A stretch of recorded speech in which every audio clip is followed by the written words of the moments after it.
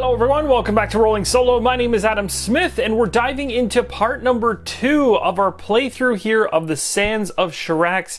At the end of the last video, I threw it back to you guys as to what we should do next, and I gave you an option as to heading towards the caravan or anything else that's mentioned in the comments below, but overwhelmingly you guys said you wanted to see the caravan, so that's exactly what we're going to do. So let's dive into the very first turn. So we're going to start off our movement phase by moving cautiously 2 spaces to the caravan. Now we're going to go ahead and roll for our skill checks, but we won't be rolling this navigate die, this green one here, because we chose to move cautiously. So we won't have a chance of wandering, which is good because we want to stop on that caravan, hence the reason for moving cautiously.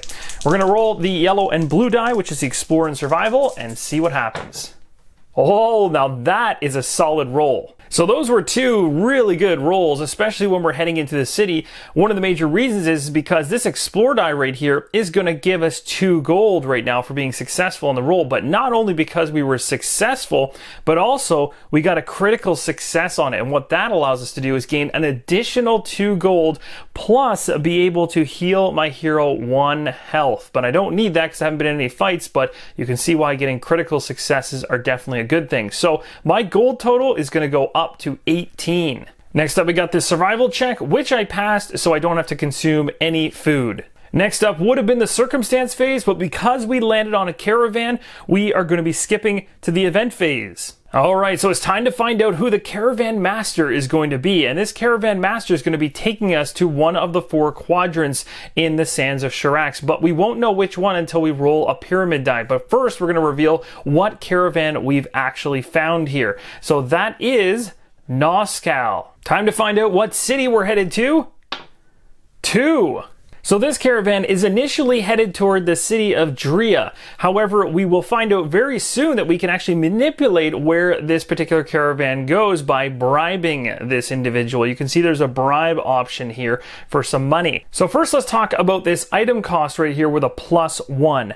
Essentially what happens is at any point before the journey or between caravan events, which we'll see how that works very, very soon, we can choose to purchase items available in the bazaar worth 3 gold or less. So that's pretty awesome. And then of course you're just increasing the price by the listed value here on the card. So if it's listed in the bazaar as a 3, then it's going to cost 4. As you can see, we have a handful of options to purchase here, and again, we can do this before we begin our journey with the caravan or even between caravan events as we essentially move towards the city the caravan is actually headed towards.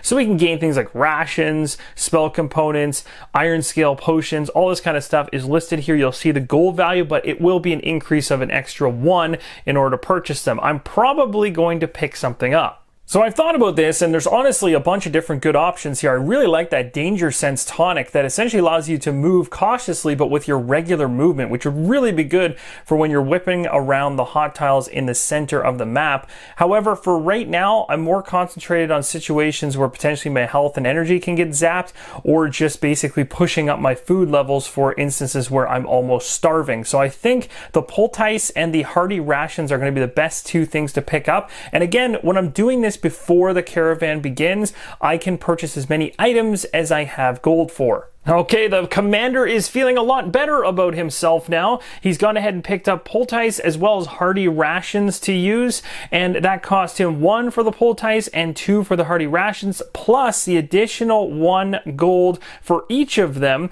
thanks to the extra cost that Nas Cal provides for maybe convenience factor would be my guess, of just being able to buy these when I want to. So it actually cost me 2 for the poultice and 3 for the hearty rations, dropping me from 18 down to 13. But now both of those things are in my backpack. Next, I want to talk about the Caravan Master himself. He actually has vitals. You can see 4 health and 8 energy. This could come into effect when those caravan events start showing up, as it might and potentially could kill our Caravan Master. So Nas Cal here has a reputation up in the top right hand corner of this reputation track, and it's considered the righteous section. It aligns with City 1 and City 2, and City 2 happens to be where we're going. So City 2 is Dria, and then City 1 is this one right here, even mentioned right on his card. So essentially, we're going to be actually heading up in that direction. So long as we actually complete caravan events, we're going to be aligning ourselves in that direction for our own reputation, as it will move on our battle mat based on successful caravan events. However, if we decide to skip a caravan event, then we move in the opposite direction of this particular reputation quadrant highlighted. As I mentioned earlier, we have the ability to bribe the Caravan Master, so we can alter the caravan's destination, but we really don't want to. I'm quite happy actually with heading to City 2 for Dria. So now let's find out a little bit more about this Caravan Master, Nas Cal. So Nas Cal is a renowned halfling librarian, a traveler whose drive and ambition bring him into the heart of the desert every month. His main interest lies in the many ruins and ancient structures that dot the landscape. He has mapped many of them, but keeps their location a secret known only to the great librarians of Ferora. He is most interested in protecting them from would-be looters. So sometimes, or maybe all the time, these Caravan Masters will have a special ability at the very bottom here that's going to essentially relate to specific caravan events that can come from this deck. So it says right here, if you draw a Ruin caravan event, you may choose to double its vital requirement. If you do, and protect Nas Cal's caravan from the event's damage, you survive a dangerous event, draw a power-up card, and each hero gains twice the card's reward. So you can kind of have a little bit of a risk-reward thing going on there. And you're probably wondering what those three icons are at the bottom. Well, you're likely correct if you're guessing these relate to skills and gold, and they do. It all has to do with the very end of the caravan's journey. So when the caravan's journey comes to an end, we're going to check to see if the Caravan Master's alive, or at full health, or at full vitals, and each hero gains all applicable rewards. For instance, if a Caravan Master's at full vitals at the end of a campaign, each hero gains all three of the rewards shown. So if we do a really good job in protecting him, there's lots of rewards to be gained. So we have chosen to join the caravan. So we're going to draw a number of caravan event cards based on the rule book. And in this case, being that I'm playing solo, I'll be drawing 2 cards. So I'm going to go like this. 1 into the first position and 1 into the second position. You don't actually get to see them, as you'll be revealing them one at a time. So we're going to go ahead right now and we're going to reveal the very first one to see what we ran into. Oh, nice. We found ourselves a sandstorm. It says a massive wall of sand and silt as tall as any mountain quickly overtakes the caravan. It blots out the waning sun. Prepare for a rough night in this weather. Size matters. Suffer additional damage equal to your food rating. Our food rating is 1. And then below it says draw another caravan event. So we will be drawing another card and then placing it into this third position here. So I'm just going to go ahead and do that, because regardless of our decision on this card of whether we ignore it or do it, we still are going to have to deal with that additional card. Let's go ahead and talk about what we're seeing on the Sandstorm card. So this one in the top right hand corner is the food consumption that will happen at the end of the caravan's run as we move towards the city. Regardless of whether or not we skip the sandstorm and take the effects or hits against our Caravan Master, or we choose to try to remove that energy drain that's there, we are going to have to consume 1 food. Now below that, we start talking about that energy drain I just mentioned. So essentially what's going to happen here is, as of right now, the energy drain is listed as 2+. And what that means is it's 2 plus the number of players playing. So 1 additional. So a total of 3 is what the energy drain is currently at. We are going to be able to make checks based on the skills you can see here in order to try to reduce that energy drain. And you can see over here that there's different ways in which we can reduce that energy drain. Whether we get a success, which would reduce 2 away, a critical success will reduce 4, and a crit failure actually increases the energy drain by 2. So as I mentioned, we have to decide whether we want to encounter the sandstorm in entirety and try to reduce the amount of energy drain by helping the Caravan Master out, or we can say the heck with it, we don't care, the Caravan Master can handle it, and the Caravan Master would take all of that energy drain, which would then again reduce chances of us getting great rewards at the end of the journey. Now, There's also something else to mention here. Underneath the vitals of the Caravan Master are some stats, and those stats in this case relate to energy, first mastery, and second mastery. If any of those particular stats are used on a Caravan event, then when you roll to make a check, you actually get a -2, as Nas Cal in this particular case is proficient in those 3 stats. So let's try to help out the Caravan Master here and avoid Caravan Master from taking some energy hits. Now, just so you know, basically if we fail this and we take some type of energy drain, I can choose to take it on my character and or the Caravan Master. So basically there becomes a balance there where I can suck up a lot of that energy drain myself to avoid it hitting the Caravan Master, but at a certain point, if it drains too much, it'll have to bleed over to Nas Cal, which means it'll then affect my rewards at the bottom, which I don't want to see.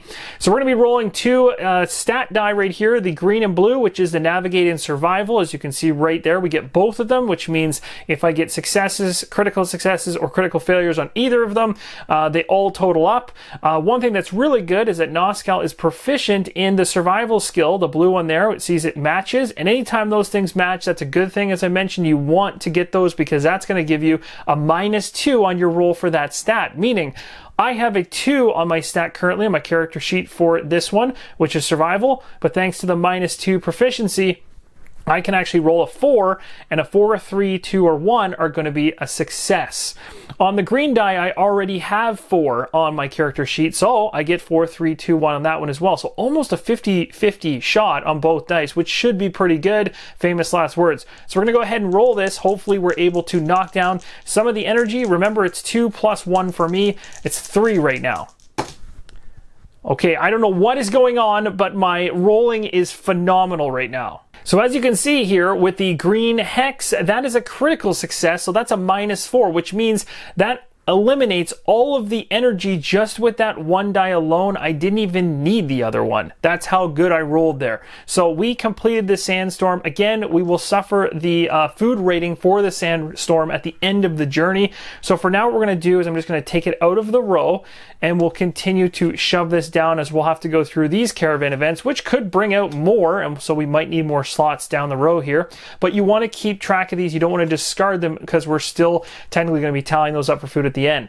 So now we're revealing the next caravan event, but before we do, we have kind of a break in between. If you want, you can go to the bazaar at this point again and purchase some of those cheaper items with the increased item costs from Nas Cal, but I've already got what I want and I didn't really take a lot of hits there, so I'm okay. Again, remember, if I had taken a lot of energy hits, it would have been a great time to use some of the rations or something else that would help me essentially try to regain some of that energy and then jump into the next caravan event. So that's kind of how you can keep your Caravan Master from taking those hits and hopefully get the rewards at the end. So the next caravan event we have, oh, this does not look good. This is the Kulth Raiders. So the Kulth Raiders say, raiders have surrounded the caravan and mean to rob it. Can you hold them back? You may play this event more than once, and if you do, roll the pyramid die. The result becomes the extra number of instances you must play. Suffer the food costs only once though, so only 1 hit of food for playing this multiple times. So if you had a risk reward bug inside of you where you wanted to gamble a little bit and see whether or not you could pull off multiple strings of kills here, you could actually gain a whole bunch of gold, 10 actually per instance. And it says each hero gains 10 gold for each additional instance you hold back. So you don't get it for the first one for just dealing with these in general, only if you choose to go ahead and roll that pyramid die, which again throws a nice wrench in there because you don't know how many waves worth of Kulth Raiders are coming out of the sands at you. But on top of that, if you do actually get a crazy amount of waves and you manage to survive them all, you're getting 10 per wave. That's a good way to get rich really quick. So for right now, probably not something I want to try per se because I'm noticing something. As of right now, I have absolutely no stat match whatsoever between these cards, meaning I'm going into this one with not as good of a chance. However, the good side of things is that this actually has to do with combat, and my combat on my card for my attack stat, actually, sorry, not combat, is a 6, which is pretty good. And then my orange is a 5, so it's actually even better odds than I had with the other one. So I could risk this. My energy drain right now is at 5 and it's a +1. So it just depends on how long I think I can survive. My current energy on my character is 9. It's not really that high. I could probably survive a wave or 2 of failure, but then the second wave would hit me and I'd be in trouble. So I think just trying to get through the one wave is good enough for now. Let's not risk it. Doesn't seem like the math really adds up to working out for a positive result. So I'm going to go ahead now. Again, when you're rolling these dice, because it's for these stats that are not one of the colored dice for your skills, you can just grab any D10. It doesn't matter which one. And I'm going to roll this one here for command first. So we're rolling this off. We got ourselves a 6, so that is a success, a regular success, so it's -2. So that means the energy amount being a 5 is actually a 3. And we'll roll the second die. And we got a 5. That's also a success. So that's going to reduce it another 2. So it's only 1 energy hit. So then we're just going to go ahead and choose to take the 1 energy on our commander. So that wasn't all that terrible, but it could have gone much worse if I hadn't had the successes, of course. So it's always kind of tempting. You always kind of wonder, ooh, should I have gone ahead and tried the additional waves? Maybe. But, you know, when I don't get any successes on that energy drain, it's very quickly not just 1 energy drain. It ends up being something a lot more substantial. So there we go. The energy has been updated. I've dropped it by 1, and we've now successfully completed that Kolth Raiders caravan event. All right, so we're going to take this out of here, and we'll shuffle the next card down and flip it over and also see what we've got in store for us. I'm actually a little bit concerned here because this is the wild card in the mix, the one that got added in after the fact. Ooh, an encounter. You've encountered something terrible. That doesn't sound good. Draw the first open encounter or draw from the circumstance deck until you find the next one. Then face it in battle. Oh, wow. If you choose not to face the encounter, roll the pyramid die and add the result to the encounter's level. The caravan suffers the resulting amount of health damage.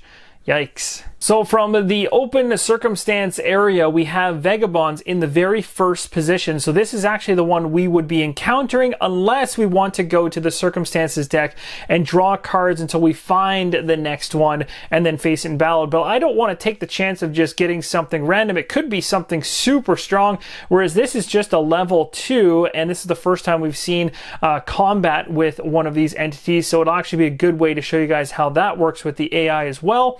And I'm going to definitely choose to attack this thing because there is the chance we could gain some rewards from this as well, like some food as well as some gold, and that's never a bad thing. Now we're moving into combat. This is actually the first combat during this video series that you guys have seen. So the very first thing you do in combat is declare your hero action. So each player, in this case just myself, is declaring which of the 4 different abilities over here that I want to use during combat round and declares their action total, the damage, or the healing. You keep track of this on the battle mat in order to keep things organized. So I can choose to use my command here. I can choose to use defend and use item, first mastery, second mastery, and then again there's information for each of these over here as well. You also want to check to see whether or not the actual opponent you're going up against is a favored opponent, and it's not. Mine's a creature, this is a humanoid, so nothing there. However, there is one thing on my commander sheet that does matter when we go into combat, and it says right here, for every 5 attack and defend ranks you possess, so in other words, every time you hit 5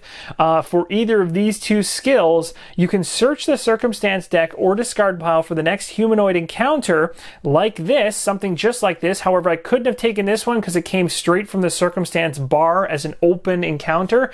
I'd have to go to the deck to find a humanoid one, but I go into the deck, I pull it out, and it actually becomes part of my armada. And you can see down here in the bottom, for coordinated assault, my commander, being that I am a commander, essentially has a little army going along with him of humanoids, and I can use them as allies when I'm going up against individuals in combat like the vagabond. So I'm going to go ahead right now and grab 2 cards from the circumstance deck, going from the top of the pile down through until I hit humanoid ones.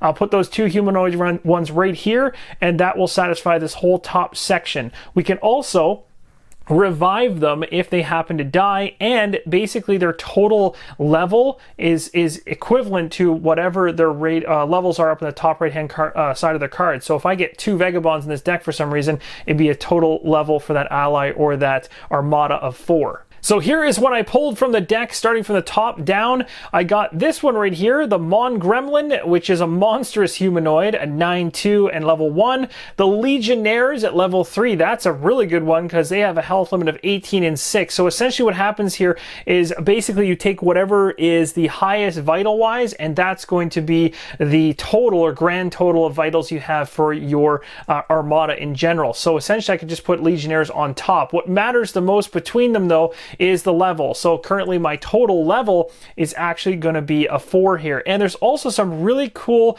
shadowed in or watermarked areas on every single character map to actually keep track of these types of things. So you're not having to write them on the battle mat randomly or find some place on this thing here to keep track of it all. So we're going to go ahead and actually fill these things in to make life easy. And just like that, I've populated all the stats in here. It's very easy to fill out because behind each of these numbers, as you just saw, there's a watermark symbol which actually represents one of the stats on the actual game board. So for instance, with this one right here, you can see survival stat has a fire, a campfire behind the 2. So you're just looking for the exact same symbol and then just adding it all up. It'll actually should do the math for you essentially. So this one here is about attack and defend ranks.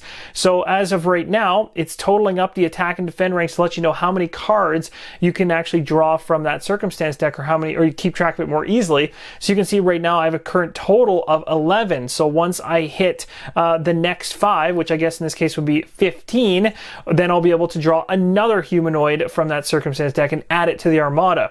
Below here we got the bolster, block, and heal. So this actually relates to the bolster action, which is right here. So again, whenever you use this, you just reference this math, 5 divided by 2, and go from there. Then below here, we have the armada level of the actual armada that we created. So we have 4, as I mentioned, when we totaled up the levels from the cards. We have 18 because we're taking the strongest health from one of the 2 different humanoid creatures that we found. And then we take the highest energy from that same card. So whoever has the highest, and as we know, it was definitely the Legionnaires, 3 and a 1 equals the 4, and that covers that whole section. Down below here, we have armada level strength. So at some point when we choose to do a coordinated assault right here, it's going to actually have to do with the armada level strength, and you're going to be strengthening them a little bit, I guess. And I haven't actually used this one yet, so I'm not too sure, but it's 1 divided by 3. So this is likely going to result in something that's not going to be beneficial for us just yet.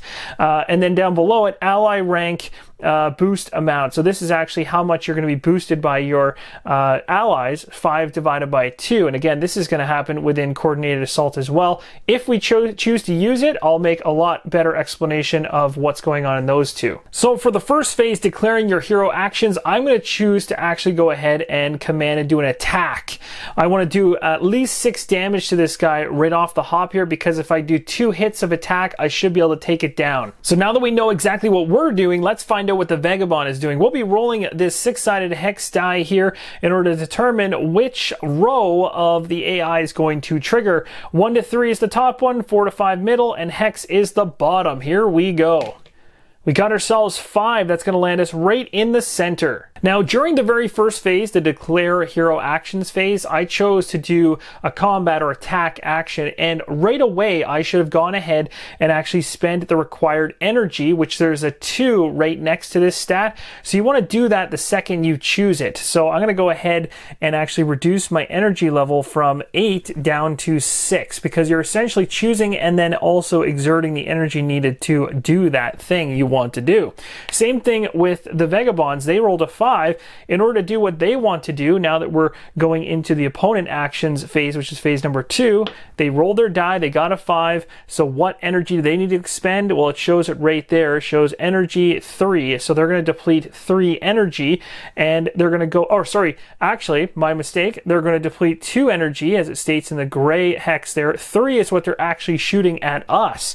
They're going to choose a single target health and energy, and they're going to use energetic. This attack deals double damage for each mutation the target has. Now, neither my ally or myself have a mutation, so I don't have to worry about that, but let's deal with what it rolled first. So it rolled a 5, we get this lane, we expend 2 energy. So we're going to come over here, We'll cross out the 8, make it a 6. Simple as that. As long as they have the energy to pay that, they can then do this thing.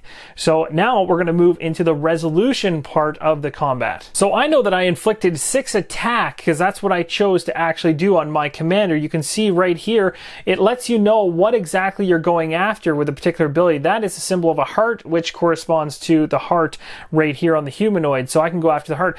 If there happened to be a symbol for energy, I could actually make an attack against its energy as well. So either way, that's a good thing. So I'm going to go after the damage here, trying to hit it. So I've hit it for 6 because we're in the resolving stage. So a quick cross out and a 6 goes here. So now the Vagabonds are at a 6/6 rating. And in terms of what the Vagabonds are going to do to me, they're going to actually zap me for 3, but we don't know which target they're going after. Are they going after my ally here, or are they going after my commander? So what we're going to do is going to roll a 10-sided die for each of them and determine which one is the target. The one with the highest roll is going to be the target. So we'll roll the blue one first.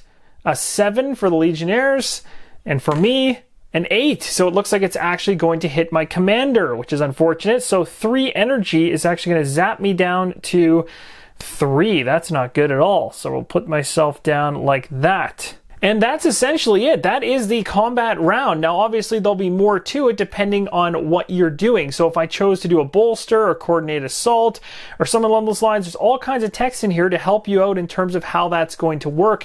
But it really is the sum up of the damage that you're doing and then the applying of healing and then conditions to find that final result. So we're going to go into round number 2 here, where I get to choose again, what ability do I want to do? Remembering that I only have 3 energy left, so I'm getting very, very low in that regard.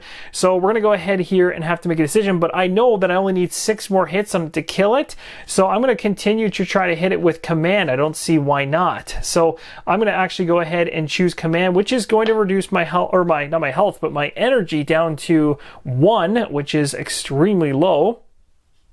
There we go. The Vagabond is gonna make a roll and to see what it's going to do. A 3, that's going to land up here. Single target health. Roll a 10-sided die on a result of 4 or less.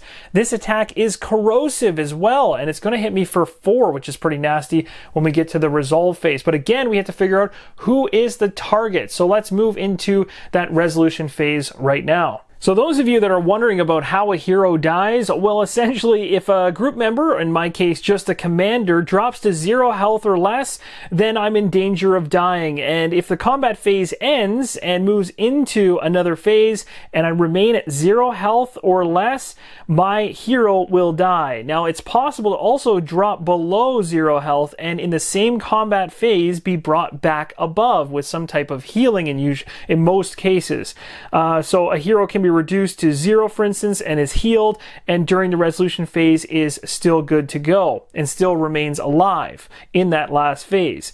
In the cases my hero would have escaped death, it's also possible to suffer damage and actually die in the declaration phase. In other words, when the next combat round starts, something could trigger in that declaration phase that actually kills me then as well. The only reason losing energy is a really bad thing is it's going to stop your potential at actually choosing something to do during combat. For instance, all of these stats here, all these different things I can do, like attack, defend, first mastery, second mastery, all cost energy. And if I don't have the energy to actually do it, I can't. So while still in this opponent phase, we're going to look to see if any energy is expended for using this. No, there's not, so this will not drop. So we're moving into that final resolution phase where we're going to go ahead and everything's happening at the same time. So timing doesn't matter in that sense. Everything that was triggered to occur is going to occur during this resolution phase. So even though I'm hitting this thing for 6, which effectively you would think would kill it and it wouldn't have the ability to hit back, it still does. Whatever it's got going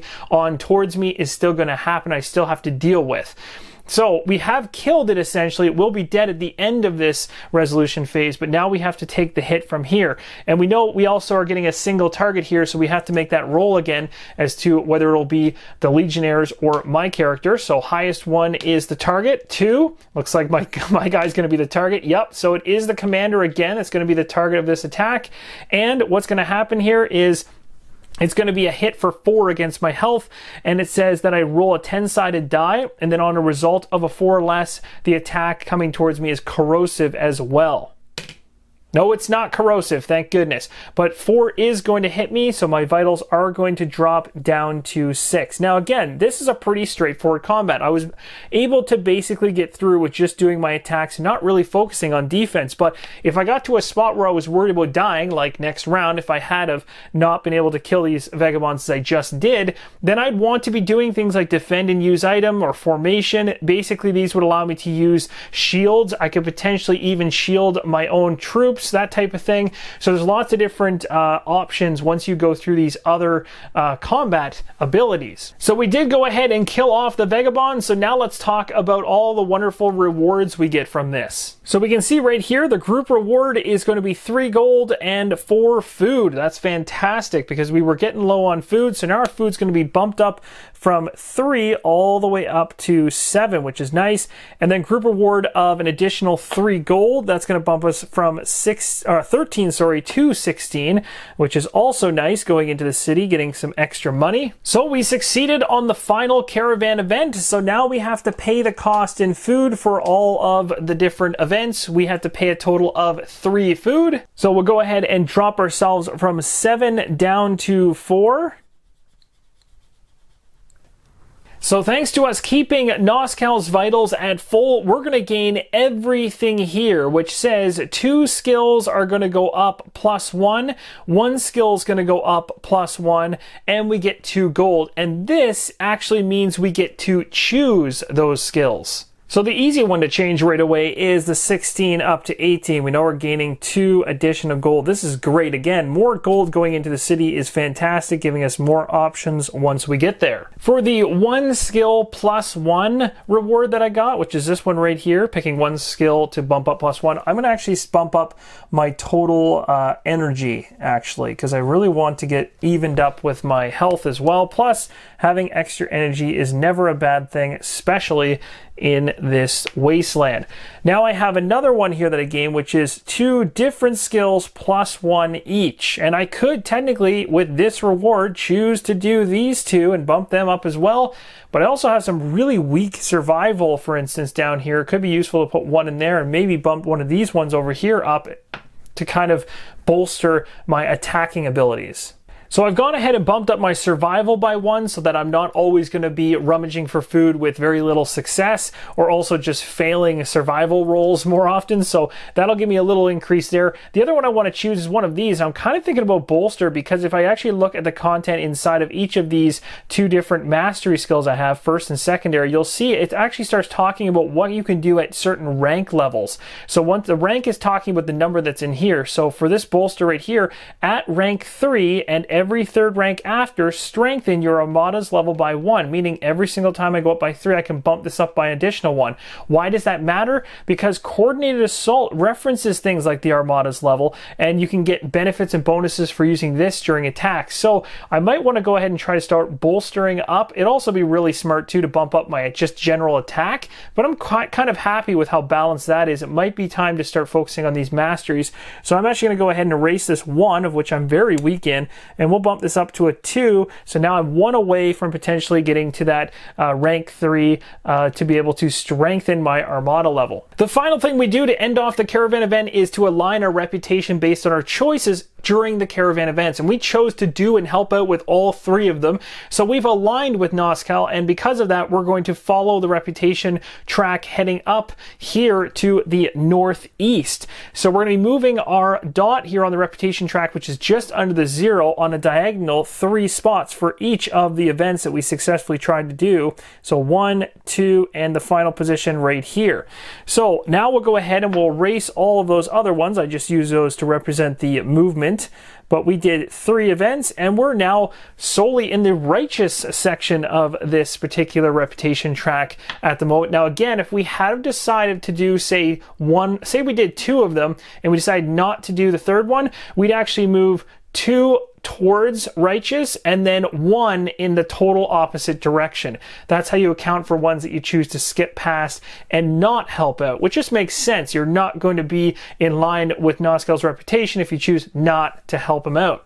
Well, I think we're all aware of what's happening next because we're moving into the villain phase, and as I've talked about before, every side of this pyramid die is now active. The Ravager is coming. There's nothing we can do to stop it. This roll, regardless, resulted in a successful start to Act 1. So because we rolled a 2, we're looking at this center hex. We're looking at all the different numbers or hex symbols around it. We got a 2, so that 2 is right there. So then we take a look at all the hexes that surround the 2, and that's exactly where the Ravager has come up from the sands. So to begin my turn, I'm going to choose to camp during the movement phase because I don't want to have to roll the navigate die and have a chance of wandering away from the great city of Dria. I want to stay here and I want to interact with it. Plus I want to show you guys what it looks like to be inside of a city, what options show up, and all that good stuff. So we're going to go ahead now and roll for our skills, and I'll talk about some of the bonuses we also get for camping, including a little bit of health and energy. So after the long journey to the great city of Dria, we are now sitting there resting during this movement phase. So I'm going to be bumping up my health to 9 and my energy to 4, which isn't bad. You get a nice 3 bump on each of the vital stats. Now we'll go ahead and roll for our skills. We're not rolling the navigate die, as I mentioned, just the explore and survival one. Now again, that's a fantastic roll. Wow, I am killing it on the dice rolls right now. Again, that lands underneath of both of these stats, so we are going to go ahead and succeed at finding more gold just before we go into the city, which is awesome. So we're going to bump ourselves from 18 to 20. We're walking in there with quite a bit of money here, which is great. And then right here, the survival check, we don't have to pay any food, so all is good. So we move into the event phase and now into the great market of Dria. I'm actually really excited for this. Up here in this section it says, Ruler, Dria is ruled by a tribunal of heroes. The arbiters can Ren Valley and Tekram keep order, but are opposed by a cruel group who call themselves the Henta. So that's a little bit of a backstory about the rulership of this great city or great market. And underneath of it, you can see you can do some schooling and sparring. I'm going to leave that for you to figure out when the game releases. Up here in the top right here, we've got the reputation track. So it's really actually exciting on our side because as you remember, when we were doing our reputation, we actually align with this current city right now, which means there's some bonuses to be had from that. Like if we do an employee mission here, we actually gain some additional gold when we do that. And I'll talk about employee missions in a second when we go further down this reference sheet. Next up, we have the global market. This is really specific and special for Dria because you can purchase items from any HEXplore game while in the city. So if you own all the prior games, you can literally buy items from anywhere. This is like, again, it's the great market. It has access to everything. So that's really good when you come in here with a lot of money because you're going to have a lot of options. So it does say down here, as long as the item has a gold value, you may attempt to locate it here. And it's got a whole section in the middle here that I'm not going to read out in terms of the gold worth, successes required, and some more information on how the global market will work. I'm going to skim down to the bottom half of this reference card. We talk about danger within the city because there is some, and employment in order for us to gain some more money if we want to try to work inside the city, as well as some events that could potentially happen here. So when you're in the event phase and you're inside of a city, I can choose to participate in one of 4 different city-state events. So we're going to go through each of those right now at a high level and maybe dig in a little deep on some of them as well. So the first one here we can try to do is the schooling and sparring at the very top here. And this essentially allows us to purchase gear upgrades for specific types. We're allowed to check our reputation because there's a chance we could have a 1 gold discount on gear upgrades by being in alignment there. So that actually is a bonus for us being that we are in alignment currently. The employ is the other one, which you can see down here to the right. And this allows us to actually essentially work inside of this great market. And if we do, we can gain some gold from this, plus potentially bonuses if again, we're aligned with the reputation track of this city. Next up, we have the arena, so we can become a gladiator and participate in games inside the city. Or we can play Scarabs, which is a game of chance, basically, in order to increase your wealth. So if you want to get a lot of money really quick, but you're kind of risking your money and putting it out there hoping that it comes back even larger afterwards, you can kind of play a game of chance to do that. So those are the 4 things you can choose to do on your turn, but you can only pick one of them. And here is the bottom half of that reference card. You'll see here, Danger the Henta. We talked about them earlier. The Henta are an ever ever-present danger in the great market, and if heroes are purchasing items or rolling the explore die in the markets, we roll a sand die. And if you roll a hex, the heroes are ambushed by the Henta, and you play the guard's 1 event and then add 1 to the guard's level each time you're ambushed by them. So again, they're getting progressively stronger over time. So that's something to be aware of. So in other words, once you start getting ambushed by these guys, it just gets worse for you. Again, very cool city in that it has that global market thing going on. You can buy tons of items. You can also make a lot of money, but the risk there is that the Henta there might be giving you trouble. Now, just down below here, we'll talk about these because there's a mix of different items you can pick up. You can buy, or you can basically stay at the Rowdy Inn. There's Skyfire Crystals, Elixir of Souls, Living Rope, Infused Equipment. We're not up to 6 enough. We only have 4, if I'm not mistaken, currently. So we're almost at the point where we can infuse equipment, which would be really cool. It says down here, if we want to actually do this, when we purchase Infused Equipment, each hero gains 1 rank in each stat, which is pretty crazy. Each additional time you purchase Infused Equipment, increase the bonus by 1, only up to 4 are available per game. So that's a real nice bump up, but you got to have those crystals to do that.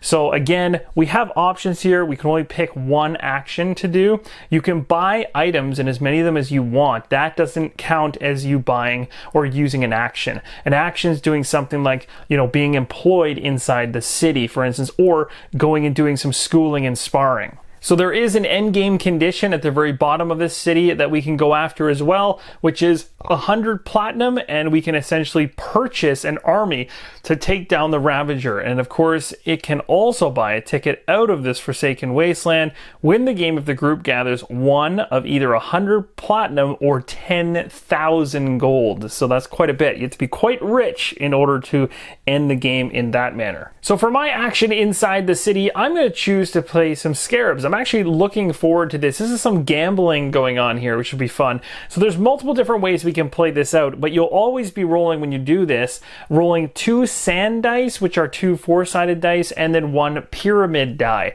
Now, when you're playing inside of a city and you decide to do this gambling action, essentially, you're going to already know what the house value is. The house value associates itself with the number that's on the quadrant, and we know that number for the city of Dria was 2. So the house number is 2. The reason that's important is because when you go into this section right here for Sandstorm, when we're actually trying to play the Oasis, the Dunes, or the Peaks, if we actually trigger this at some point in time, it can actually result in good things or bad things happening depending on which die that house result is landing on. I'll talk about that with, first off, with the Sandstorm is the bad one.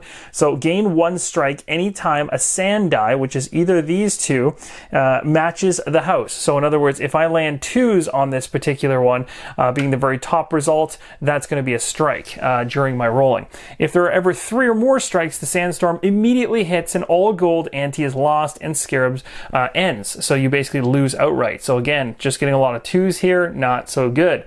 Down below it says wagers made in the arena are not affected by the Sandstorm. So it's just a nice FYI. If you do wagers in this area right here, when you're wagering actually about another hero, so you're playing multi-handed with other heroes, you could actually have 1 in the arena fighting who has the best chance of doing well, and of the other outside gambling that they're going to win and try to do like a 3-to-1 odds thing to make some extra money that way. So that kind of brings us to the 4 different main ways you can gamble. So the arena we just talked about, Peaks is the highest odds one at 10-to-1, but you have the chance of losing a lot of money, of course, because you can max ante all the way up to 20. This one here, the Dunes, max ante is 10. You can see over here per hero, the arena was 10. The Dunes one's interesting because you're basically going to choose which of these numbers you want to sit at when you're gambling, and then you're going to have a 1-to-1 odd ratio of trying to gather some money that way. The other option is the Oasis, and I think I'm going to show you guys the Oasis one. It's more of an investment, essentially. It's still gambling because you're gambling, you're not going to bust out. But essentially in the Oasis, you spend 10 gold to enter, and you start on round number 1, and you'll just start rolling these 3 dice, and you'll be going through it. Again, you're trying to not have the Sandstorm impact you, but you basically put $10 into play. You don't get to actually pull your money out until the 4th round. You could, because once you hit the 4th round, your actual $10 you put in, if you made it that far, changes to 25. So that's where it's kind of an investment, because over round, you're slowly getting closer to the fact that that your money's going to go up quite a bit. And then you could technically pull out and stop right there, or you can risk it and try to go for 50 on the next round, or 50 in a platinum on the round after that. Another thing worth mentioning is down here it says if the pyramid ever matches the house, which is the black die matching, so it'd be a 2 on top like that, double that round's winnings for all heroes. So there is a good side to when landing the house's value on your dice, as long as it comes from the pyramid die. If it comes from the sand dice, it's going to count as strikes. And finally, the last thing to mention just before we begin our game of gambling in the Oasis, right here it says if we ever land a 4 or an 11 in terms of a total of all the dice values together, we call out the word scarabs, and each hero playing wins 2 gold. So it's just kind of a nice little bonus if we happen to land it. So we're going to start right now, see how this goes. We're already putting 10 into the pot to start. Remember, when you do the Oasis, you only put 10 in. That's all you need to put in, and you're really just hoping that you can make it to the end before the sandstorm hits and wipes everything off the table. So here we go. We're rolling our dice, hoping for good things here. Okay, so you can see right here, we actually got a 2 on one of the sand dice, so that's not good. That's 1 strike already for the sandstorm. So I'm gonna go ahead and just put a die in the 1 position here. Like that is a 7. I guess the 1 position in this case is a hex, so we'll just leave a hex here and I'll take that up higher as we go. In terms of a total here, we've got 6, 7, 8, so we don't get the extra 2 gold from this triggering, but we continue forward. That's pretty much it for that round. So now we're moving into round number 2 of the Oasis. So we'll just go like this and use the yellow die to track that on the side, and hoping that we can survive all the way to round 4 where we can actually add some money to our pot. So now this is actually really good because we landed a 7. We don't get any bonuses, but we actually didn't trigger any sandstorms whatsoever. So that is nice. And we were able to survive a second round. It's very easy. So we can tick this up to a 3 now. Doing pretty good. I'd love to get all the way up to 6. That would be fantastic. Get 50 gold off this would be crazy.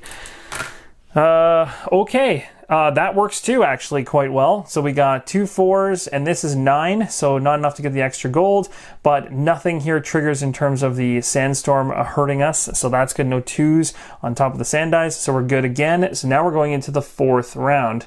So we're in the 4th round, and we've got ourselves some money to talk about. We got 25, so we could technically pull out with 25 right now, I believe. Now, we'll go ahead and roll because I want to keep going. I want to go all the way to the end.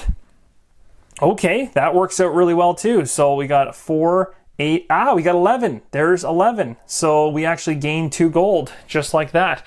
So I'm going to make a quick mark off to the side here to add 2 gold to our tally. That's pretty nice. And we also didn't hit any sandstorm again because no 2s landed on the sand dice. So we're going to round number 5 now. Wow, this is getting pretty good. So we're in round 5. We could actually stop right here and get 50, but because the chances of me pushing up to a sandstorm would have to be if I got 2 2s. That is the only way at this point I could totally bust out and lose everything. I'm going to go for it because I have the chance here to potentially get a platinum on top of my 50 gold. So there's no reason not to do this. Come on.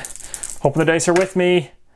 Oh yeah, look at that. Just rolling like a champ. And again, another 2 gold because we got 11. So we ended up with 4 gold bonus just out of that gambling there. We paid 10 to get in, and we're coming out with 50 on top of it, plus our very first platinum. That's pretty awesome. So that's essentially the rough idea of how quick you can go through a gambling action inside of a city playing the Oasis.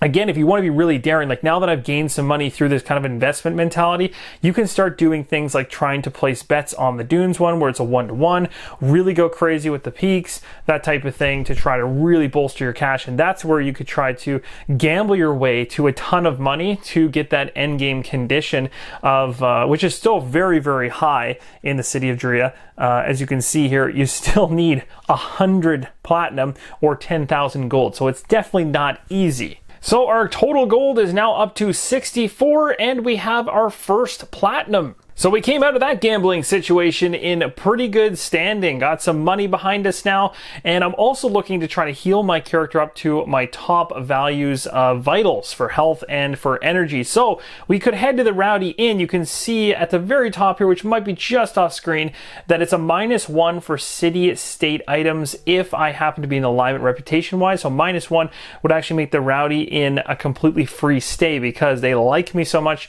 I can actually check out the Rowdy Inn without paying a single dime. So I'm going to do that, and that's going to allow me to bump my vitals in health and stamina back up to a full 10. Again, this is just kind of part of the item purchasing segment of the city. So now I'm all ready to go. The one thing I have to do now, though, because technically I purchased something here, is the danger. The Henta is going to trigger. So right now, we're going to be going ahead and rolling a sand die. And if I roll a hex, which is a 4 on these dice, the heroes are going to be ambushed by them. No, we are okay. That's a good thing. It's very good indeed, actually. So when you're purchasing items inside of a city, the good news is you have a lot more options when you're in a city. Because remember when we were in the caravan here, we were actually limited to this section at the top. When you're in a city, you get access to the entire bazaar, which is awesome. So we get the King's Elixirs in here, a survival kit, which we already have one of on us. We have that to purchase more of them as well. Caravan Journey, so we can actually trigger that inside the city to try to cross the desert back into another area. The Dust Skimmer, we already have that. It was one of the things that was given to us at the beginning of this playthrough. The extraction tools, this is interesting. So looks like you're able to try, because we know we can extract crystals, but this might be very interesting. It's 6 per hero. It says this equipment aids the heroes in harvesting Ravager Crystals. Gain 2 additional Ravager Crystals when mining from a crystal tower. Additionally, the group may mine Ravager Crystals from ancient crystal deposits. If harvesting from an ancient crystal deposit, place a hex token on the location afterwards. So this is really good. I want to grab this. This is 6 per hero. Remember, if we're buying here, it's -1 because I'm in alignment reputation-wise, so it cost me 5. Absolutely want to do this to get the extraction tools because I know that the Ravager's already on the board, and I know this upcoming round here for the Ravager will have him pause, so the Ravager's not going to do anything, but on the subsequent round, he's going to go under into the sand, and when he does, he's going to drop a crystal tower down because shards of him are going to break off, stick into the sand there, and we can go there if we have this extraction tools set up, and we can gain even more from that location with those. So, easy decision right there. I'm going to pay 6, which will be reduced to 5, to go ahead and pick up those extraction tools. The extraction tools are actually referenced right here as a group purchase, but because I'm playing solo, it's still nice to reference things on this sheet. I've got the Dust Skimmer and the extraction tools now. And at the very bottom of the bazaar, we also have Refilling Water Skin and Resurrection Contract. Now, these are going to require platinum that I don't currently have, but I wanted to show you some of these ones because they're pretty cool. You can take a read through them if you're interested in that. So I think I'm pretty much done with buying items in the city, and the reason is because I know I'm going to be there for another full turn. Why is that? Because we looked at the bazaar there just a few seconds ago and realized we can purchase a caravan journey there, and we actually do that caravan journey in the event phase. So let me talk a little bit about what happens here when the Ravager triggered. So when Act 1 began, the Ravager appeared, which was last round. This round, when we get past this event phase that we're currently in, which I'm quite happy ending right now, we'll be moving into the villain phase. And that's going to have the Ravager as part of Act 1 do nothing. It's going to stay exactly where it is. Then we'll go into the third round where I'll get another whole turn, and then at the very end of that, the villain phase triggers, and the Ravager is going to go into the sand and leave a crystal deposit. So there's no point in me heading back to this sands area to go after these crystals a full turn in advance when I could stay in the city, do some other things, maybe gamble some more, try to make some more money, buy a whole bunch of items on the second day, and then just get the heck out of there. And by the time I head out on a caravan in the event phase, the villain phase will trigger afterwards. The Ravager will go back into the sand, a crystal tower will appear, and I'll be ready on the following round to actually interact with that tower. So the event phase is done. We move to the villain phase, as I mentioned. The Ravager will do nothing, so we start a brand new game turn where I plan to camp. So we'll be camping for our second day in a row. There's a bonus to that, remember. We talked about this earlier on. If we camp more than once in a row, the -1 that goes to our skills checks starts to stack. So in other words, as of right now, we know because we're camping, we don't have to roll the wander die because we're not going anywhere. There's no chance of us wandering if we stay still. So that's great news. So we have to roll the explore and the survival die, which I have here. Normally on the camp, you get -1, but because we've camped twice in a row, we're gonna get a -2 to both of those rolls now, which is really going to help us out. Now remember, my skills right now for both of them are 3, which means I can roll 5s on these and still succeed. So here we go. We're going to roll these off for our skills, see how it goes. All right, so we got a 9 and a 6, so that was a complete and utter fail. So we didn't get any extra gold. We probably don't deserve it based on how much we got from the gambling. And then survival-wise, we actually decrease ourselves in terms of our food rations from a 4 down to a 3. So I've done this off screen. So we are in the great market of Dria again for a second day. I want to do some schooling and sparring. And what does this mean? Well, essentially, we can upgrade those specific stats. Now, I didn't go into detail about that the first time I went through at high level, but we're being here an extra day. Let's dive into it. So these are the 4 stats we can actually increase. We can increase our vitals, one of which is health. We can increase our actual energy levels. We can increase our defense, or we can increase our navigate skill check. So what does that mean exactly? Well, let's head to our character board here, and I'll talk about how we can actually pay to gain levels. So around the outside of all of these stats are numeric values, and you're going to start on the top of each of them for the gold cost it requires to uptick that particular stat by 1. Remember though, that the only ones in a particular city you can actually go ahead and upgrade are the ones that are listed here. So if I want to tick up my health and my energy, having this money from gambling earlier was perfect because I can spend this money now to uptick those vitals. So I'm going to do just that. You can see the very first one to uptick it would be just a cost of 2. Very cheap. So I'm going to go ahead and I'm going to basically just blot this out. Pay 2, I'll keep that in my head. We're going to bump this up to 11. So we're going to basically say level 11, it's going to cost us 2. If we want to go to level 12 next, it's going to cost us 3. And I'm glad to do that. So let's bump us up by losing another 3. We're going to go to level 13 for paying 4. And we'll go all the way to 14, I think, for 5. I'm pretty happy with that. I mean, I could actually go even further if I wanted to. Really tempted actually to go all the way to... there's kind of it's a balance there. I want to keep some money too. So already to get to this level, I have spent 9, 10, 11, 12, 13, 14 gold. So I'm pretty happy with that. So 14 gold, I want to make sure I cross off all the different upgrades I did, which is 4 times. And then I'm just going to go ahead in here, and I'm going to uptick my maximum. And this is actually going to come across, because I'm upticking my vitals in terms of their maxes, and I'm at full health, my actual current energy will actually be able to match that as well. So I can actually bump my regular health up to match. So I'm at 14 now. Now, if I want to do the exact same thing over here, 2, 3, 4, 5, it'll be the exact same count. So I could bump my energy up, and I don't see any reason not to do that. So we're going to go ahead and we're going to do the exact same thing here, bumping this up to 14. And we'll cross this off, cross this off. So we're upgrading this 3 times over. You'll see you can only do this money-wise to the final slot. And once that happens, you can't just keep dumping cash into your stats to upgrade them. There is a limit to that. But it certainly helps in situations where I've been out in the waste and I just don't feel strong enough to take on some of these larger bosses. Now I might have a fighting chance, especially with the fact that I've got some legionnaires and things like that and some allies on my side. But again, cost-wise, it's 9, 10, 11, 12, 13, 14 times 2. So it's going to be 28 gold in total, so I'll be reducing that from my gold. But remember, I just remember this actually, we do get a minus 1 up here because of our reputation aligning for schooling and sparring. So we got to take that into account for these purchases as well. So taking into account those deductions for being in alignment with this city, it'll actually cost us -1, -2, -3, and -4. So 7, 8, 9, 10. So double the 10, 20. It's going to cost us 20 gold to do that. So that was pretty good.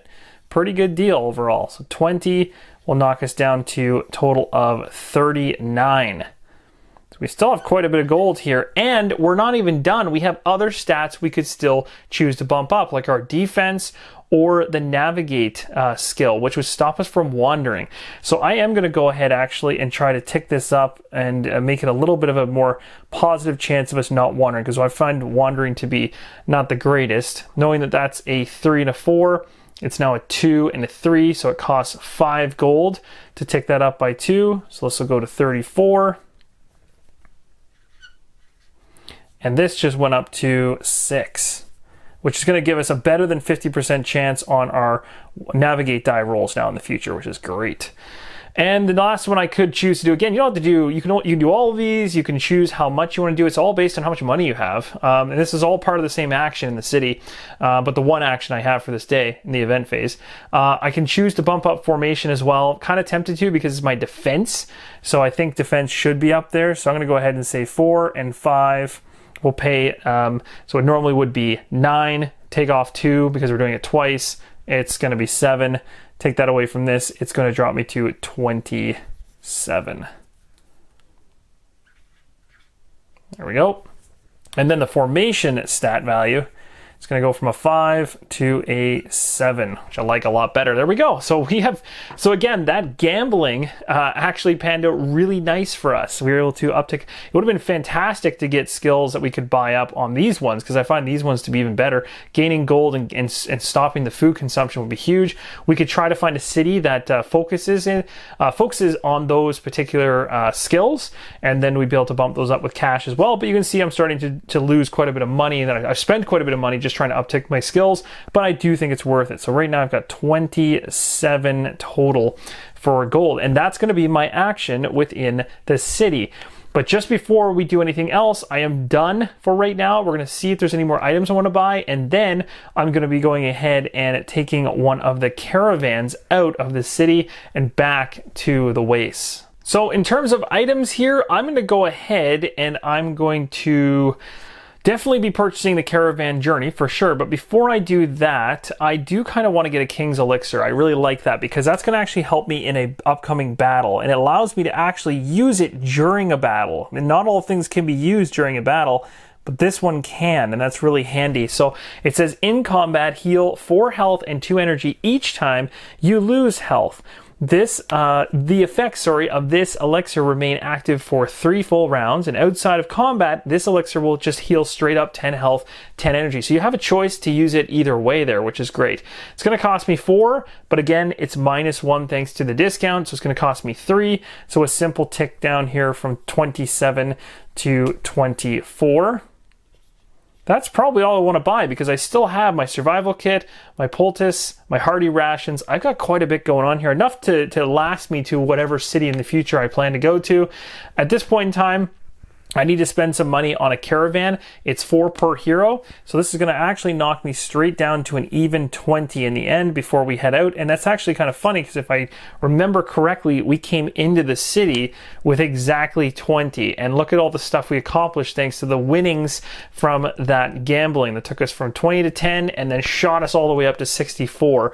We gained a lot of money, and we're literally leaving after spending every dime. And that's going to wrap up part number 2 of the journey in the Sands of Shurax. I really hope you've been enjoying this Kickstarter preview, and hopefully it's helping you make an informed decision on whether or not you want to pick this one up. It's also hopefully showing you the different mechanics and the different mechanisms added into the HEXplore It experience that make this entry or this volume different than the predecessors before it. So thank you again for watching. We will be moving into the finale going into the next video, which is going to obviously cut the entire playthrough short, because this playthrough could go quite a bit longer, but I believe I've covered the major content that you need to see in order to make that informed decision. Can't wait to see you guys in that finale video, and we'll wrap things up with a nice caravan journey, and hopefully, if we're lucky, harvesting some crystals out in the desert, and maybe see what else we can go after at the same time. Thank you guys so much for watching, and as always, keep on rolling solo.